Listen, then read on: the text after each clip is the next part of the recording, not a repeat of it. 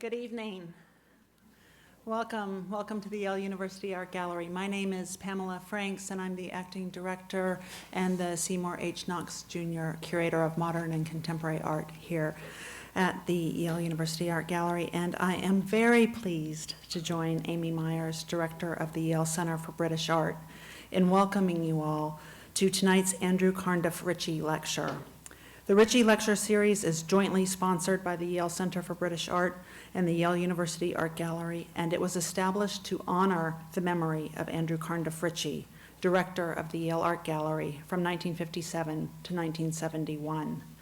This lectureship makes it possible to invite to campus an extraordinary range of distinguished scholars and artists, and tonight is the perfect example. It is a profound honor and, quite honestly, thrilling, truly thrilling, to introduce tonight's speaker, Carrie Mae Weems, and her Ritchie lecture, which she's titled Past Tense.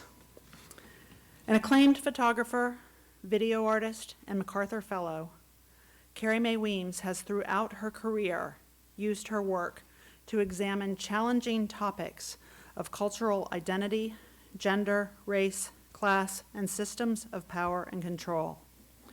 Weems's earliest photographic series interrogate African-American stereotypes in mainstream culture. These include Family Pictures and Stories from the late 1970s and early 80s, Ain't Jokin' from the later in the 1980s, and American Icons from the end of that decade. In her 1990 work, Kitchen Table series, Weems uses text and image to tell the story of a modern Black woman, which resonates across all of shared human experience and has become a landmark in the field of contemporary art.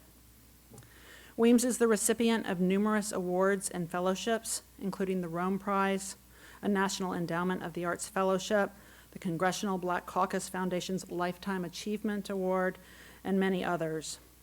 We are very proud to include her work in this collection, in the collection of this museum, as it is in so many important private and public collections worldwide, including the Metropolitan Museum of Art, the Museum of Modern Art both in New York, the Museum of Fine Arts in Houston, the Museum of Contemporary Art Los Angeles, and the list could really go on. She had a career retrospective titled Carrie Mae Weems, 3 Decades of Photography and Video at the Frist Center for Visual Art in Nashville, Tennessee in 2012, and a survey published by Yale University Press accompanied that show.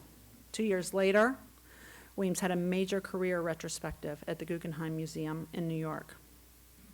On display upstairs, you'll find works from Carrie Mae Weems' Slave Coast series, made during a 1993 trip to Africa, exploring memory, history, and the legacies and locations of slavery, and relationships made and articulated through power. I invite you, after the lecture, to go up to our 3rd floor Modern and Contemporary galleries and view Weems' work in this installation that revisits our shared history. This past September, we at Yale and in New Haven had the enormous privilege of witnessing Weems' powerful and provocative new work, Grace Notes, Reflections for Now, bringing together accomplished artists from a variety of artistic disciplines and featuring Weems' projections along with music, song, and spoken word. Grace Notes considers the meaning of grace and its role in the pursuit of democracy. Originally created as a gift to President Obama, it was conceived in response to the president singing Amazing Grace during his eulogy for Reverend Clementa Pinckney, one of the victims of the shooting at Emmanuel African Methodist Episcopal Church in Charleston, South Carolina. Weems's work is topical and urgent and necessary. The questions she raises, the themes she illuminates, demand attention, particularly in our current moment of political upheaval and national tension. At Yale, over 30 sponsoring departments and institutions recognize this and join forces to present Grace Notes here. I'm deeply grateful to all of the co-sponsors for supporting this work. And I do want to mention that among this very broad-based support from across the campus, 4 lead partners joined the Yale University Art Gallery and the Yale Center for British Art in making this production possible, and these are the university president, Yale Center for the Study of Race, Indigeneity, and Transnational Migration, the Institute of Sacred Music, and the Yale Repertory Theatre. There were 2 performances of Grace Notes, both entirely sold out. It seemed within a blink of an eye. Tickets were gone. Hundreds of students and community members were able to experience this important work thanks to the broad-based partnership of so many of you here tonight. Over the course of the semester, following the performance, we were able to invite 3 of Weems's collaborator performers to come back to campus and continue the conversation here at the gallery and at different locations in Yale. In the galleries, with the heartbreaking images of Weems' Slave Coast series upstairs, Carl Hancock Rux discussed the idea of forgiveness in Grace. Issa Davis read a poem she wrote after visiting Goree Island, and Alicia Hall Moran explicated her own singing of Amazing Grace in the performance. These programs continued our discussion of the ideas from Grace Notes, empowering us collectively to reflect, advocate, and act. But the artist's words say it best, and I quote, "My responsibility as an artist is to work, to sing for my supper, to make art beautiful and powerful, that adds and reveals, to beautify the mess of a messy world, to heal the sick and feed the helpless, to shout bravely from the rooftops and storm barricaded doors and voice the specificity of our historical moment." Let us all, I know we all are, be inspired by Carrie's work and example now more than ever. So at the conclusion of the lecture, I will invite you all to join us in the Mayer lobby for a reception. And I hope you'll also go upstairs to our 3rd floor galleries, which will have extended viewing hours until 10 p.m. tonight.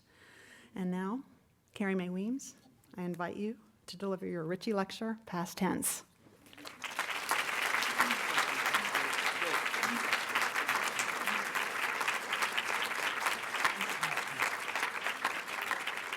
Good evening, good evening, good evening. Pamela, thank you. Pamela's tenacious. You know, she has a sort of soft voice, but her level of commitment and focus, her commitment to students, her care about students and what students need to hear and who they need to hear from has been extraordinary. I've watched it. I am a victim of it. But I'm also really, really, really pleased to be here. Pamela, thank you. You start to realize, I know that there are many, many students that are in the audience, and I direct primarily my comments to you. That one of the things that you discover in all of the working in your life is that there are a handful of people who will be there, who will be your collaborators and your partners in crime, who will open doors for you, sometimes close them for you, but who will be there for you in a very specific and special way. And so I have to thank Pamela Franks for her commitment to her ideas and in seeing something important about some of the work that I do to bring that to you, the students here at Yale. So what I thought I would do, I promise, I'm not going to keep you here forever. I promise. So I thought that what I would do is just to share with you some of the projects that I've been working on, probably in some ways sort of more recently. I'm not going to show you all of my work. I've done many projects because I'm really obsessed with work. I don't have anything else better to do than to do my work. And the most important thing to me in lots of ways is the work that I am deeply committed to. So I think with that, then Guy will bring down the house lights and we'll start. It seems to me that one of the most important things is to understand and have a sense of what other artists are doing. Other artists encourage me. They guide me, they direct me, they assist me. I try to spend as much time as I possibly can with other artists. And sometimes that's simply through a book, through a novel, through an exhibition, through essays, through film, through music. I think that, you know, in this thing that we are deeply engaged in, this life that we are a part of, that in one way or another we are influenced by one another. None of us stand solely on our own. None of us stand on our own 2 feet, even when we think that we do, even when we want to.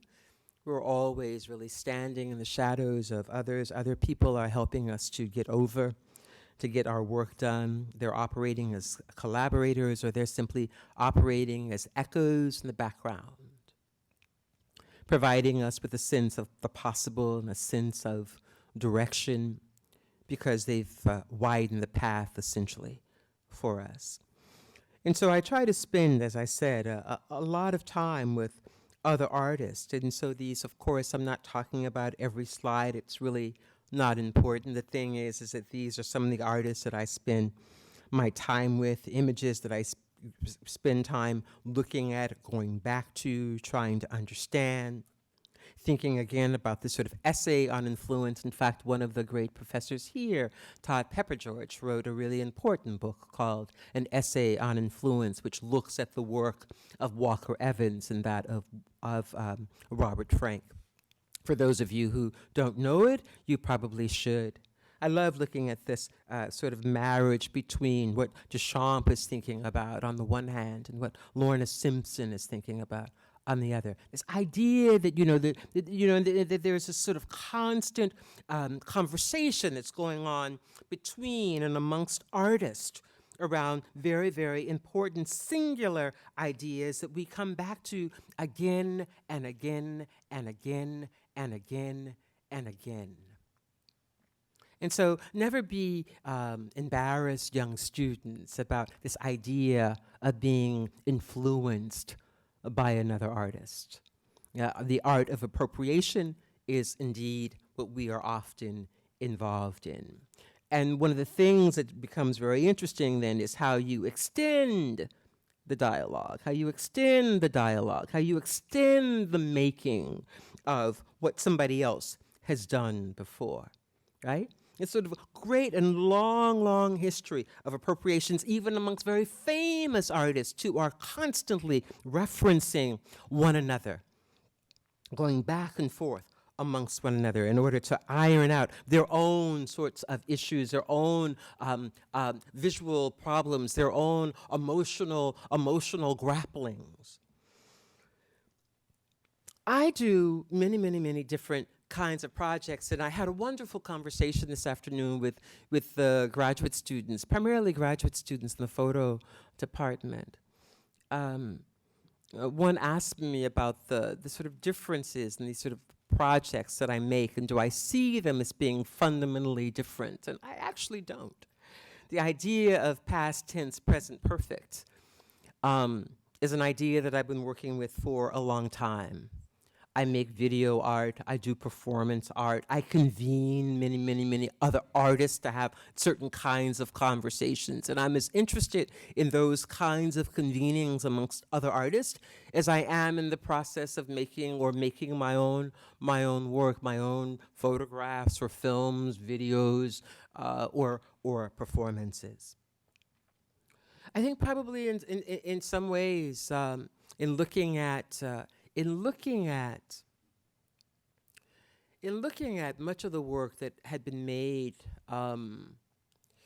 in photographs and film, I started thinking sometime in the 90s, early 80s, late 80s, of these ideas of structures of power and how those structures of power manifested themselves across the breadth of our lives. And of course, one of the most immediate ways for me to begin to do that was in looking at things like humor, jokes, and how jokes and humor function within the society, but also in looking at the structure of the nuclear family itself, looking at the structure of monogamy and what that told us about the role of the family, the role of women, the role of men, the role of children inside the family.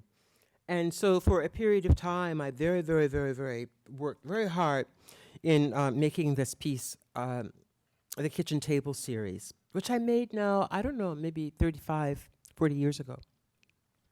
Almost 40 years ago. I mean, like, I'm really getting old, I don't know. And yet there's something about the way that it's made. There's something about that,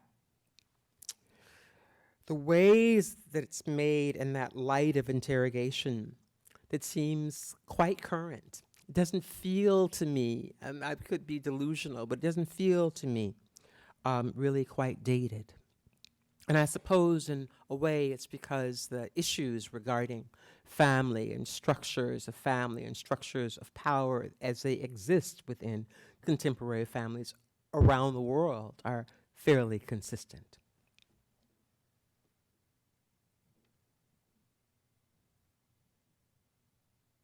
I always think that work is interconnected, that there are things, that there's something about what you've done before that leads you to the next thing.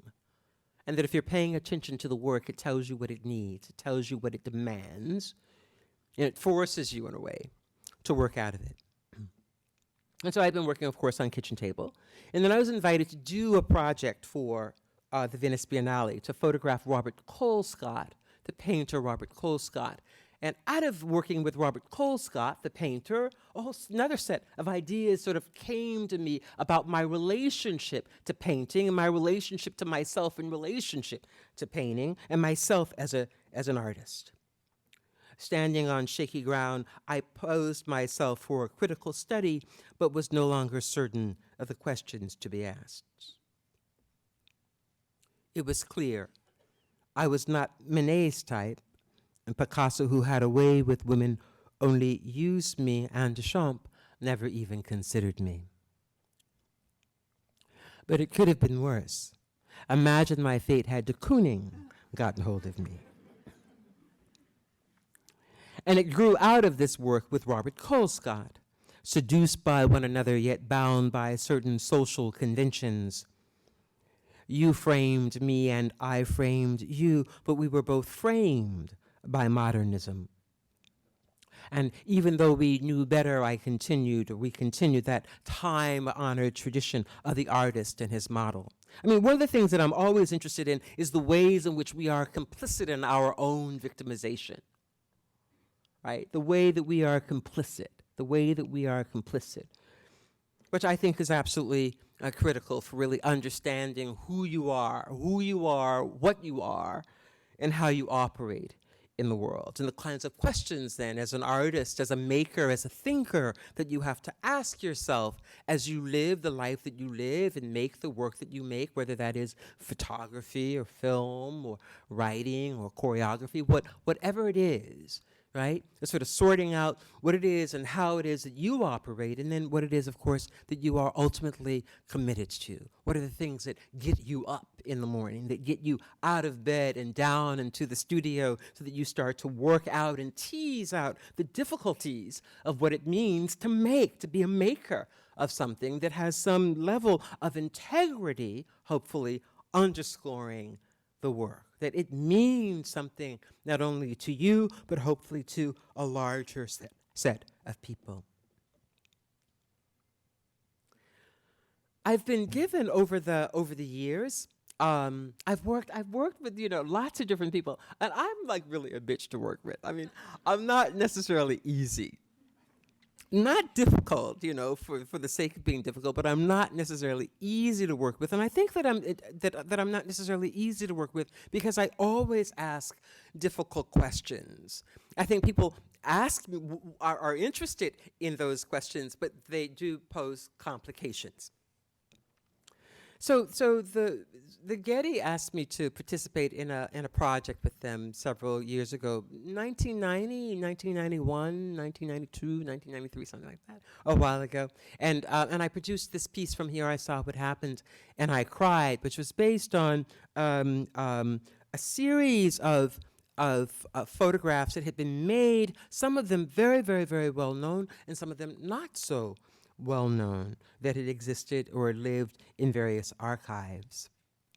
From here, I saw what happened, and these are only just a few of the photographs. These came from the Harvard archives, where I had a sort of extraordinary battle with Harvard about the use of these images and the way in which I was appropriating these images. And then Harvard thought that maybe they would sue me, and I thought maybe that would be a great idea, because then we could actually have like a really great conversation about these ideas, about copyright, and about the archive, the nature of the archive itself. And then they decided that they would buy the photographs instead. So it's been a really wonderful, wonderful, wonderful, interesting, engaging conversation with them over the years. And that it's really the kind of project that has really allowed any number of artists and lawyers and practitioners and to really grapple with this sort of issue of what does it mean for it to have these kinds of images in a particular archive, and whether or not they should be allowed for the public to use them in a more open kind of way. You became a scientific profile, a Negroid type, an anthropological debate, and a photographic subject. Again, Harvard is using these same images right now to produce a series of papers. So it's an interesting case. And for those of you that are interested, I can give you more information about them at another time. This world of color is something that I also, of course, return to again and again. But I've never been interested in color really as a kind of binary. You know, the black, the white, it never really interests me terribly. You know, I think it's really sort of boring. You know, there's sort of boxes us in a very narrow way. And so early on, I started thinking about great ideas about color, that nothing was ever black and white, that things were blue. There was blue, black boy, and high yellow girl, and golden yellow girl, and burnt orange man, and brown, low brown man. And these ideas about color keep sort of compounding. They keep sort of going. And what happens when you blend and mix and bend color in different kinds of ways? What happens when people are living behind the screens of color? Ways of sort of thinking about color in another kind of way that allows me to get past the binary, the black, the white. Things about architecture have long fascinated me, and I come back to architecture again and again and again. And that's something that I've really learned from the work. I didn't know that I was actually interested in architecture. My work actually told me that I was really interested in architecture. And I've been photographing buildings and structures almost from the very beginning of my career. I started photographing in the 1970s, I think. These are from Gorée Island, from the west coast of Africa.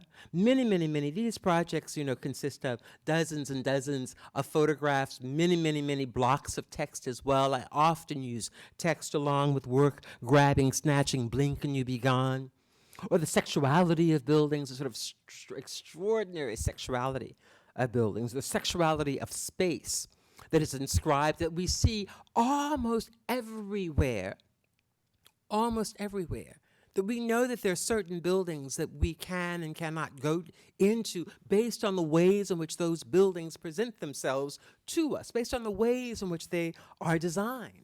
Right? There are many people that live around Yale who would never, ever imagine walking onto this campus based on the way this campus is designed, based on its architecture and what that architecture seems to suggest about who belongs in that space, right? And so there is this sort of way, I think, in which architecture really grounds us in a very specific way, isolates us and or invites us in. The sexuality of architecture I've found really interesting. I go back to these again and again and again and again and again, that you know that you are either in female or male space, right? It is inscribed in the most basic, fundamental way. Fabulous pieces of architecture. These are in West Africa. And then, I had been yearning, dying to go to Rome. I thought I was going to be Gidget. I would go to Rome and some really handsome Italian would sort of like, jet me around the city on the back of his Vespa. I thought, I'd be there by the time I was 16 years old. I could, envision myself sleeping my way across Italy. But I never went when I was 16. I didn't go when I was in my 20s. I didn't go when I was in my 30s. And ultimately, I'm really glad that I didn't, because actually, when I went in my 60s, I had a sense of actually what I really wanted to do in that place. Really wanted to do in that place.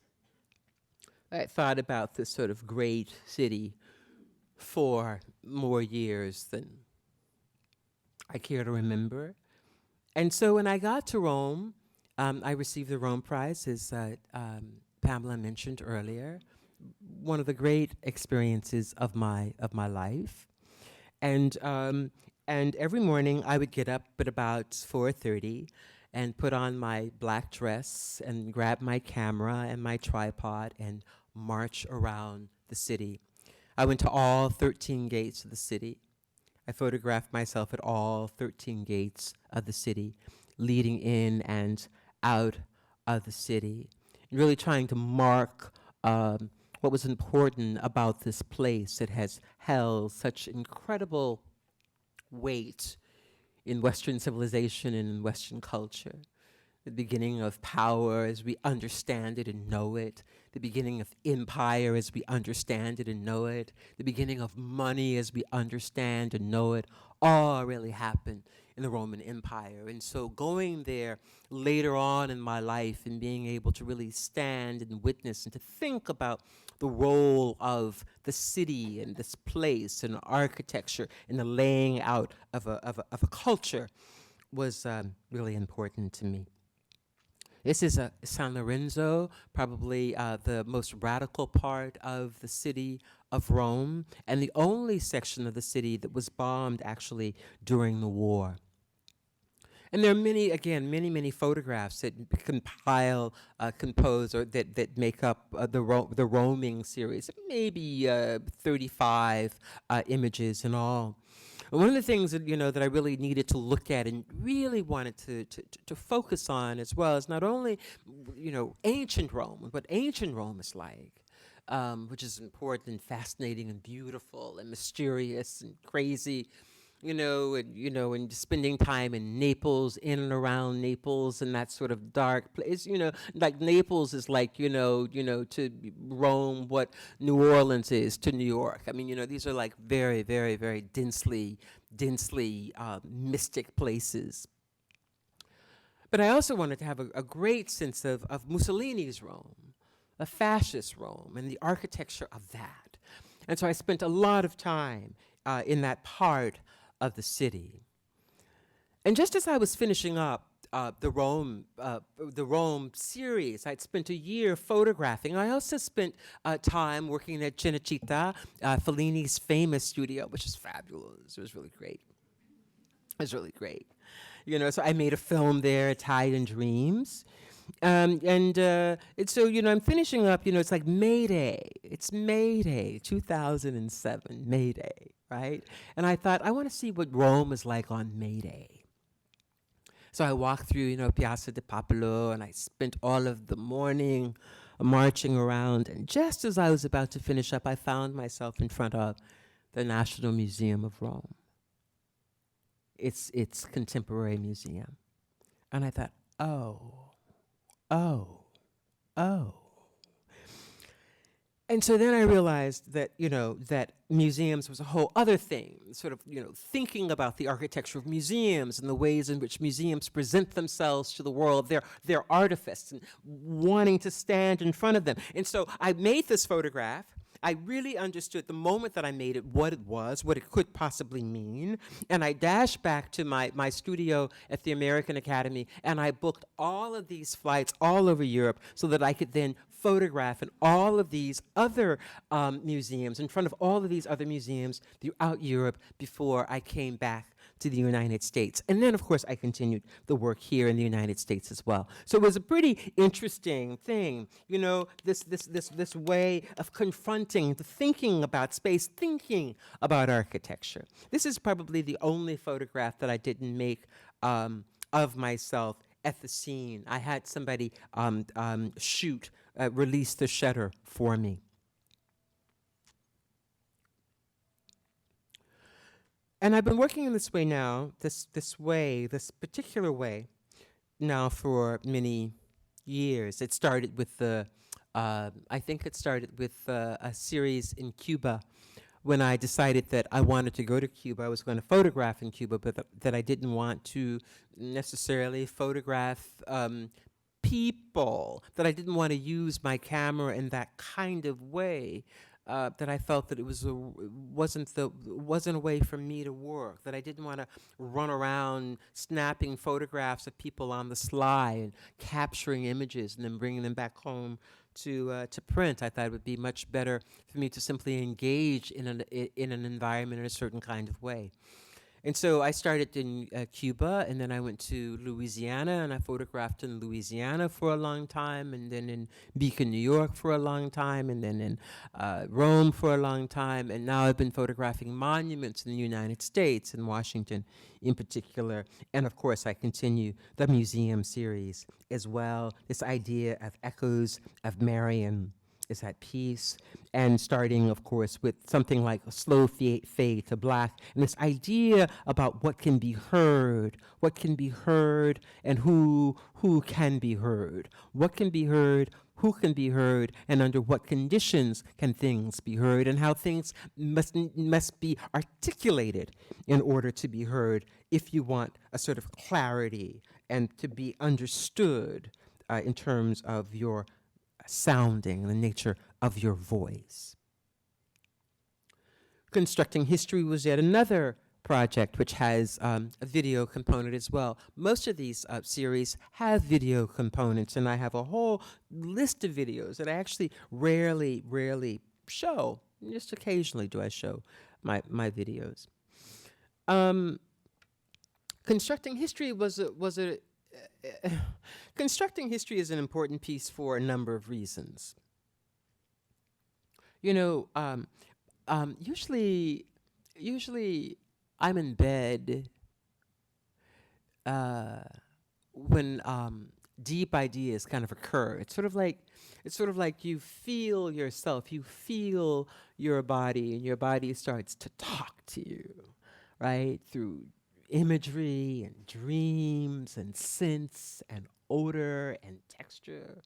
Then it starts to talk to you, and it tells you what it wants. And so I had been, of course, engaged in the art of appropriation. I've been making my own images and appropriating other images for a really long time. I've been talking with somebody about a piece. I don't know. I can't remember. Maybe it was a commission. I don't remember exactly how it started. But I saw an image that had been made by Charles Moore, the great photographer of the Civil Rights Movement. And the image was, that great image of all those young kids in a park, and they're being fire hosed. Great image by Charles Moore. He made some of the greatest photographs, I think, of the Civil Rights Movement, or some of them. And suddenly, the image started moving in my head. It just started moving in my head. And I got up, and I went to my desk, and I banged out some notes because it was very a strong impression. And then shortly thereafter, I was invited to do a residency at SCAD. And I thought that I would do a residency with students that focused and concentrated on these sort of singular moments that took place in the shaping of the 60s and 70s as we knew it. And so I started with things like Hiroshima, actually, the shooting at Kent State, the funeral of Martin Luther King, the killing of Malcolm, Medgar, and Martin, the killing of the Kennedys, Robert and John. And this is just also at the moment that Barack Obama and Hillary Clinton are running for the presidency for the first time. And I realize that in some tragic and extraordinary way, that the way that we have come to the moment that we have come to, from this moment in the early 80s, mid-80s, when Barack and Hillary were running for the presidency and contending with one another, and the video that I make actually looks at both of them, I started to realize that in part the way that we've landed at this moment in 2016 without leadership is because we killed them all. That in part the nation has become the nation that it is because we killed all of the great leaders that we had. We killed the Kennedys. We killed Martin. We killed Malcolm. We killed Medgar. They were all assassinated. That another leadership would emerge, a progressive leadership would emerge, would be really quite difficult because the handwriting was really on the wall. You could be killed. You would be killed for your progressive ideas. I mean, you know, so that we, in a way that we can count this moment of Trump on this moment that happened 20, 30, 40 years ago. That this has been a long time coming. It didn't happen overnight. It happened as a result of many, many, many factors that are woven together in our historical trauma as a nation. But if we don't think about what that means, that we would kill every major leader that came along that would represent the best of who we were, then shame on us. So this was a really important project. It was a wonderful project to work on with students.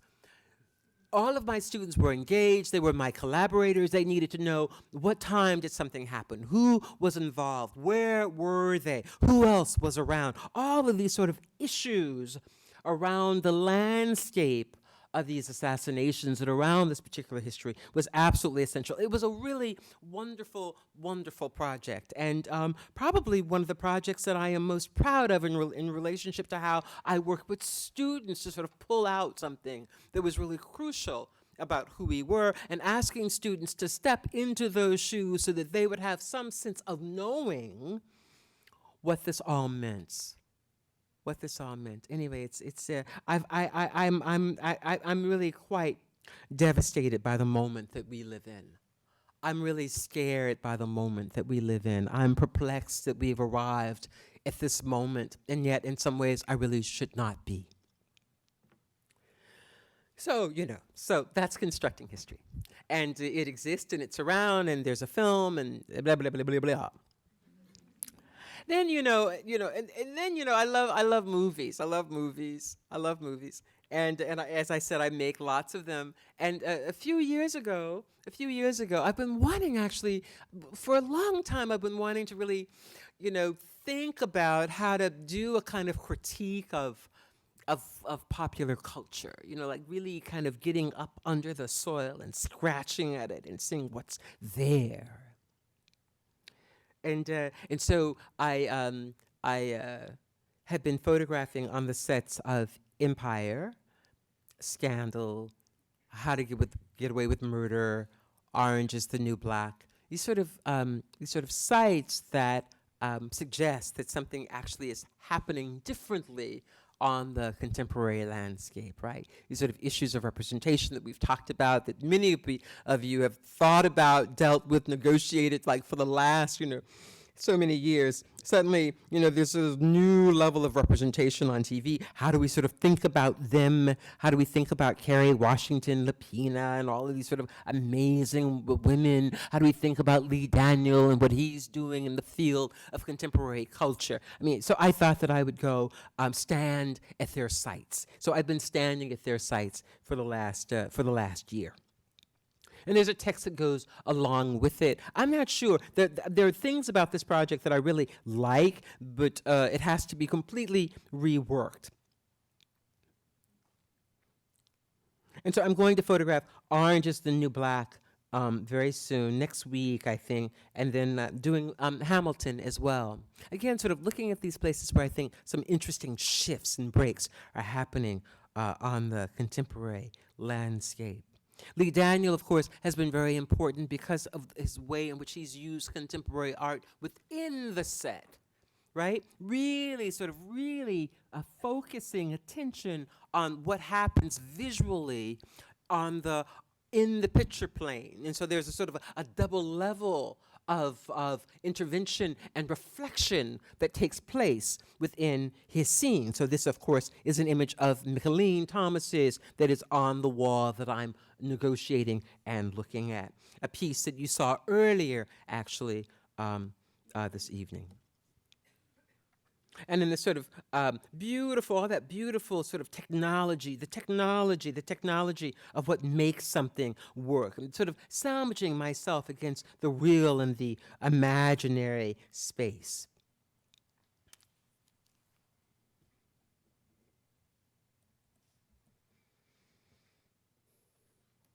Now, a lot of the work, I do all of this stuff, and then I work with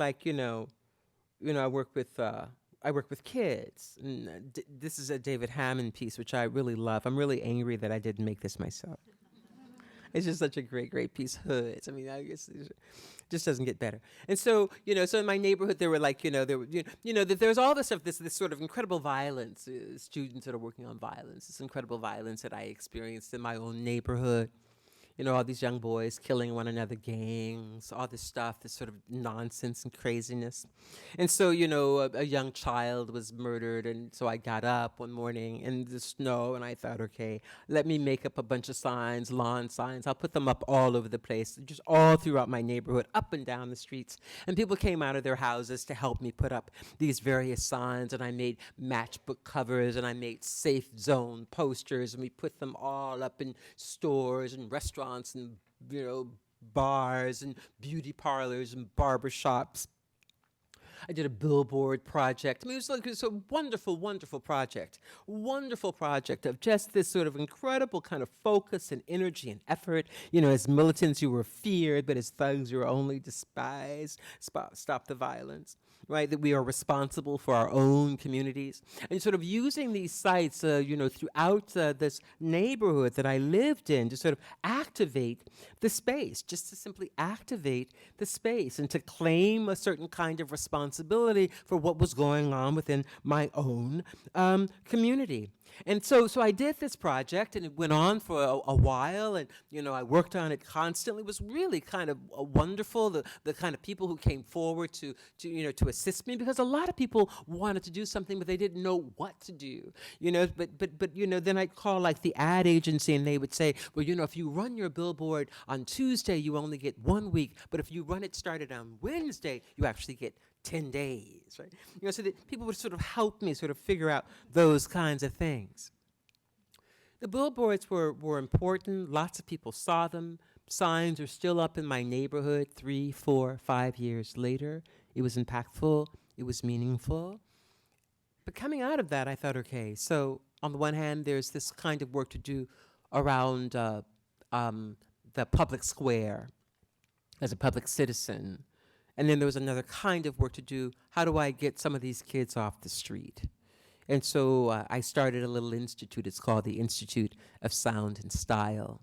We introduced kids to the aspects of making video, sound design, photography, videography, graphic design. It's been a wonderful project.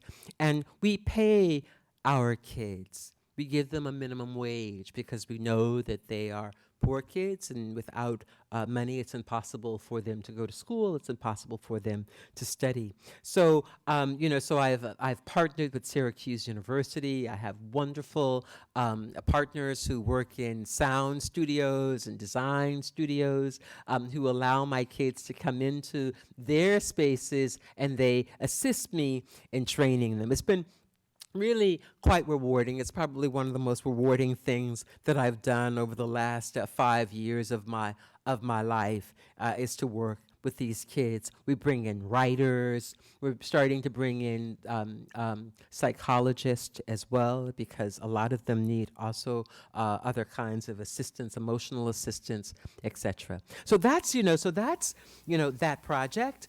And coming out of that, out of on the one hand, this kind of violence is another kind of thing.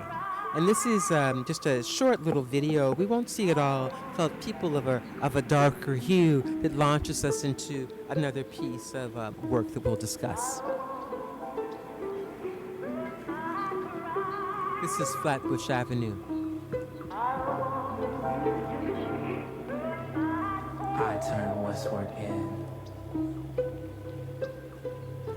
shadows, hoping my river will cross yours in passing. Baptizer of morning light, walking us away from reserved spaces. I am today giving up my concerts for 2 or 3 years to enter into this struggle at a very, is what I call getting to the rank and file struggle of my people for full citizenship in these United States. So I won't be singing, except for the rights of my people for the next couple of years. No pretty songs, Jeff. No pretty songs. Time for some full citizenship.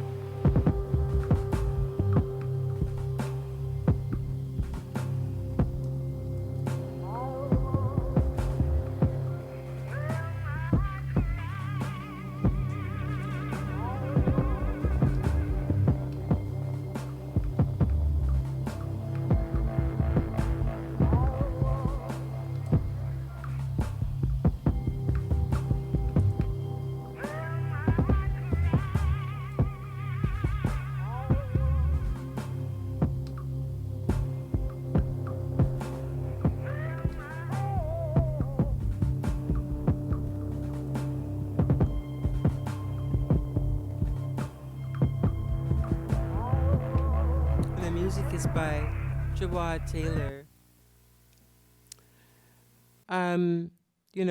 This ongoing violence that we've had to negotiate in the last the few years, from again sort of examining these systems of power where so many young people have died, both as a result of gang violence on the one hand, which absolutely has to be acknowledged. It's a problem that needs to be negotiated and dealt with. And on the other hand, police violence. And so I thought that I would make a piece about that. It's called All the Boys. It's a part of a current show that I have up right now. And it, again, is an image and text piece. These are the police reports, actually, that are printed on the right.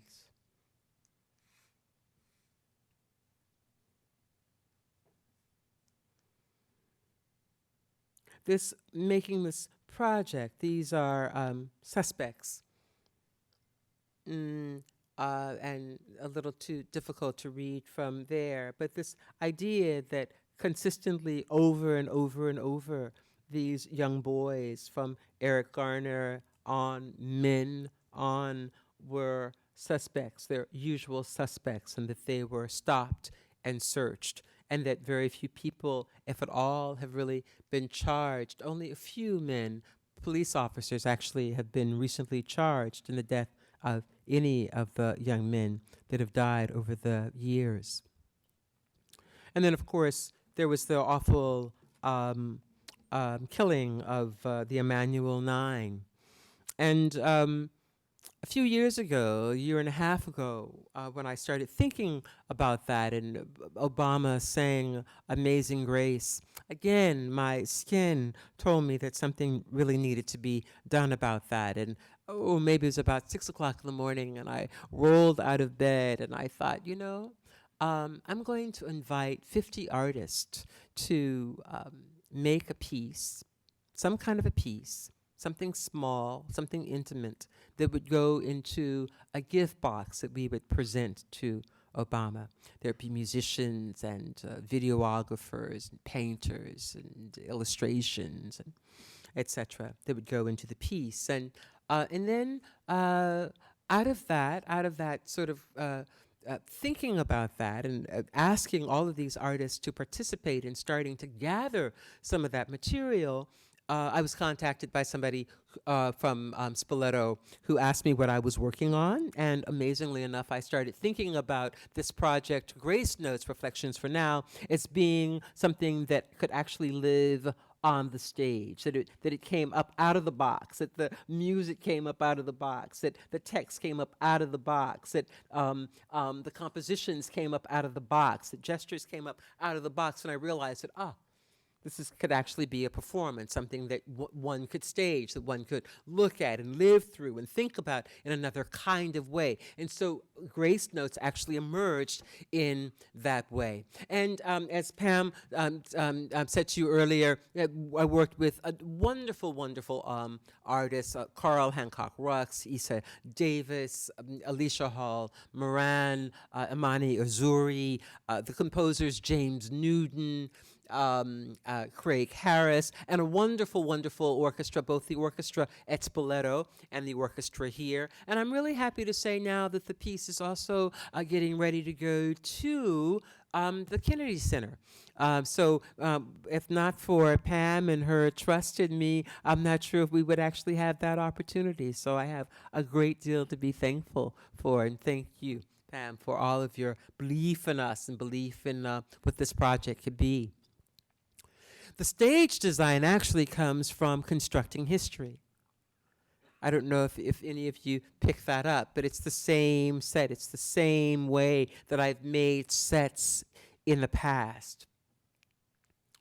Of course, we look at the sort of question, the profound question of grace, what it is in the midst of the storm, right? How do you hold on to your sense of your own humanity and offer it to others, even as you are under pressure yourself, with the back or the wind against your back?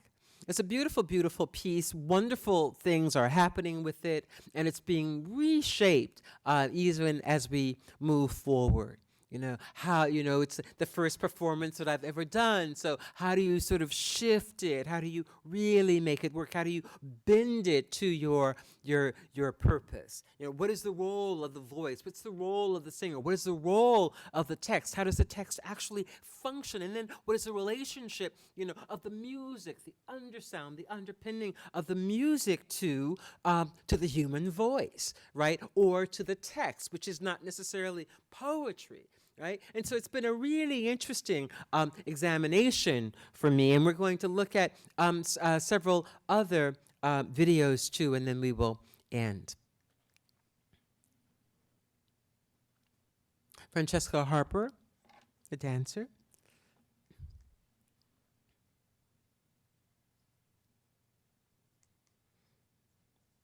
Issa Amani, Carl and Issa.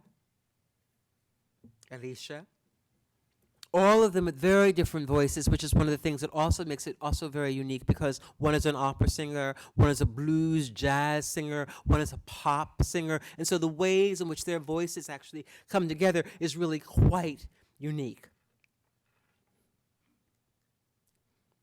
We were also really lucky because we used, I don't know, do we have any of our steppers here from Yale? Any of our Yale step team? I thought I recognized you. Thanks for coming tonight, right? We were really lucky here at Yale. We used the Yale step team. Fabulous. They were fabulous. They stole the show. Really, really brilliant. Steppers. These sort of, I'm always dealing with, these sort of tensions, relationship of, humor next to the tragic. And so there's humor involved in the piece as well. These ideas of what you saw, who saw what, working on using these ideas about the usual suspect and men on the run. Carrying weight and carrying burden. and always looking inward, in order, I think, to have this complicated conversation. And the thing that's really interesting to me is that, it was I had been working on the piece for maybe almost a year when I realized, actually, that I was really telling the story of Antigone. That I was simply telling the story of Antigone. The story of a woman whose brother has been killed, and she needs to bury her brother with some sense of grace. And it was only in reading Brecht that I realized that I was actually telling the story of Antigone. And so I've refashioned a piece of this work that was presented for the Onassis Foundation just recently for their year of examining the story and the myth of Antigone.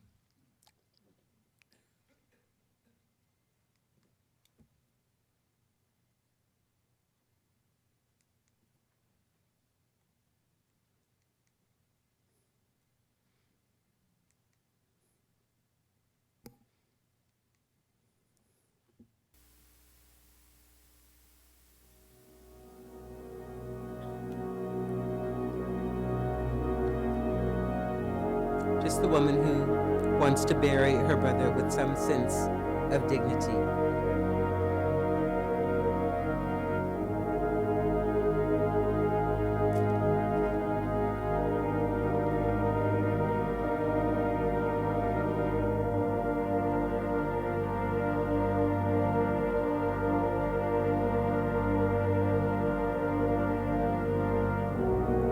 The man was rejected. The woman was denied. For reasons unknown, the man was rejected. The woman was denied.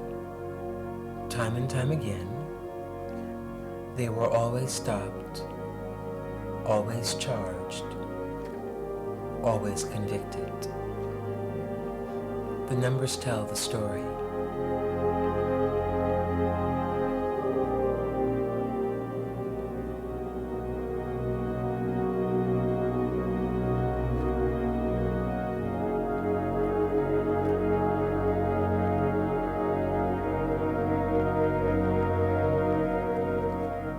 She was 25. He was 22. She was 31. He was 25. She was 34. He was 37. He was 27. He was 12. He was 18. She was 9. He was 39. He was 12. He was 18. He was 41. He was 37. He was 24. He was 21.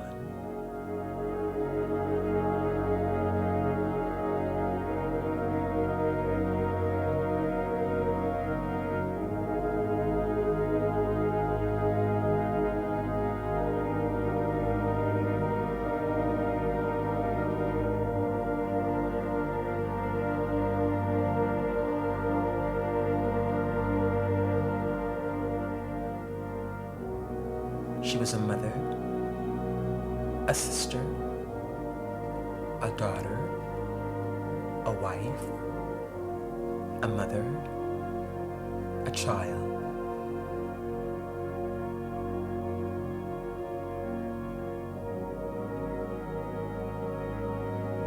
He was a father, a brother, an uncle, a cousin, a son, a child. He was 37. He was 21. He was 31. He was 18. He was 12. He was 14. He was 17. He was 18. She was 21. She was 22. She was 37. She was 18. He was a father, a husband, a brother, an uncle, a cousin, a son, a child, a friend, a wife, a mother, a sister, a friend, a child.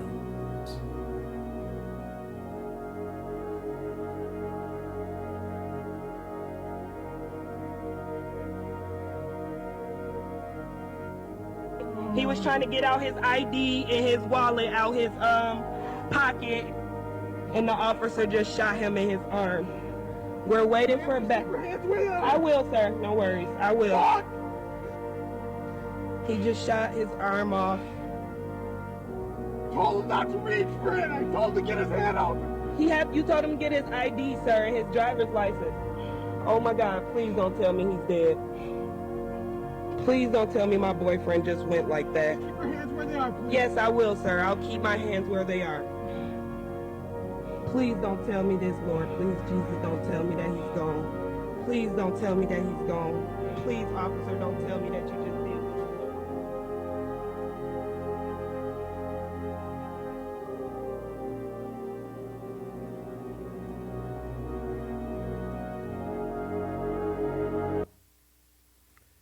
And that piece goes on just a little longer, but I think that we'll just simply end with this.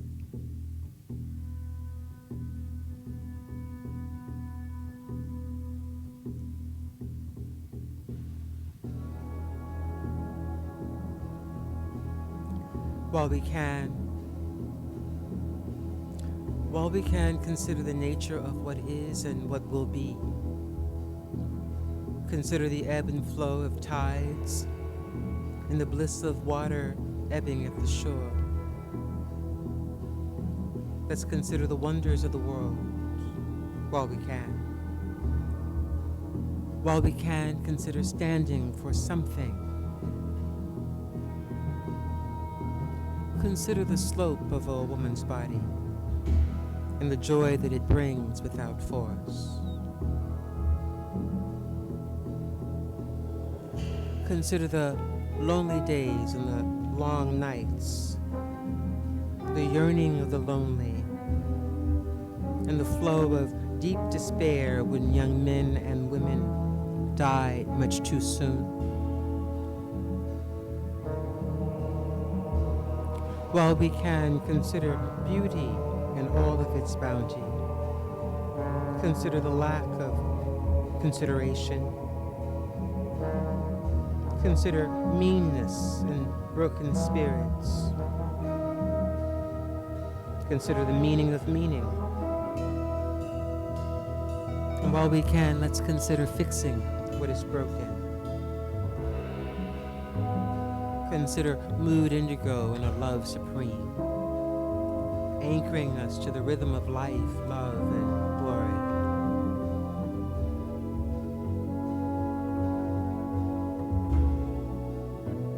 Perhaps we'll consider the depth of the valley and the height of mountains, and protecting them before they're all washed away. And perhaps we'll consider saving some small portion of the world. Consider the wonders of grace, its purpose, and its meaning while we can. Thank you.